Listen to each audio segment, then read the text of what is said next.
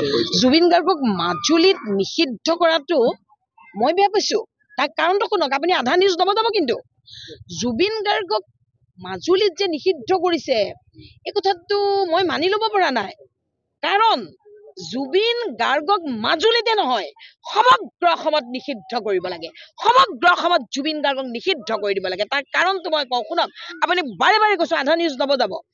জুবিন গাৰ্গে কালি নে পৰহি মাজুলীত সত্ৰাধিকাৰক অপমান কৰিলে। সত্ৰাধিকাৰ কি আপোনালোকে জানে? আমাৰ যেনেকে এজন মৌলানা, যেনেকে এজন মৌলবী, যেনেকে এজন মুফতি আমি যেনেকে মানি চলো, ঠিক তেনেকে অসমীয়া সত্ৰ সংস্কৃতিৰ মানুহৰ কাৰণে আপোনাৰ সত্ৰাধিকাৰজন বহুত গুৰুত্বপূৰ্ণ মানুহ। আপুনি সত্ৰাধিকাৰজনক জুবিনে নামানিব পাৰে, জুবিনে সত্ৰাধিকাৰজনক নামানিব পাৰে, কিন্তু জুবিনে সত্ৰাধিকাৰজনক তেওঁ অপমান কৰিব নোৱাৰে নহয়।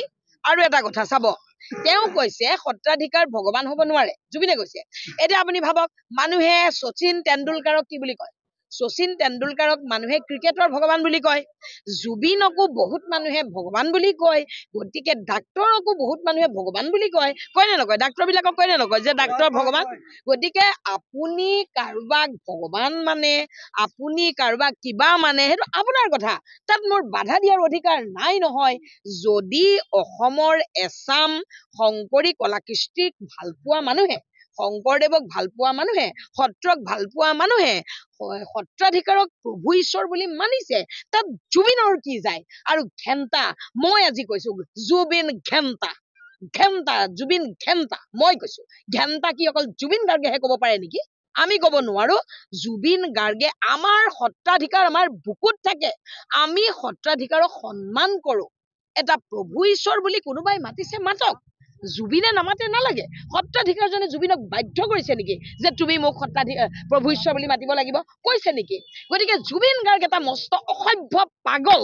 জুবিন গাৰ্গে বিজেপিৰ পৰা 1.5 কোটি টকা লৈ এখন ৰেঞ্জ ৰভাৰ কিনিছে। আপুনি জানে জুবিন আপোনাৰ বিজেপি চৰকাৰৰ দালাল। আৰু জুবিন কেৱল বিজেপি চৰকাৰৰে দালাল নহয়, যিখন চৰকাৰ আহিব সেইখন চৰকাৰৰে জুবিন হল দালাল। তাৰমানে চক, জুবিনৰ কথা হল চৰকাৰ কোন আছে দৰকাৰ নাই।